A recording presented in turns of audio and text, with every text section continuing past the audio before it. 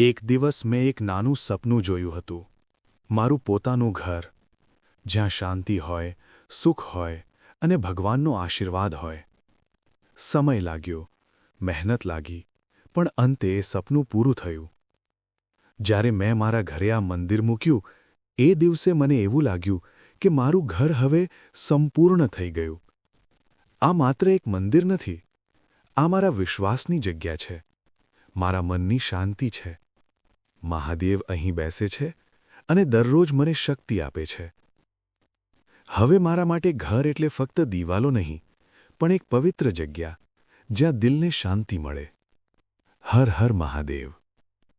મારું સપનું હતું પોતાનું ઘર, અને એ ઘરમાં મહાદેવનું મંદિર. હવે ઘર નથી, એ પવિત્ર જગ્યા બની ગઈ. હર હર મહાદેવ. એક સામાન્ય માણસનું નાનું સપનું આજે હકીકત બની ગયું.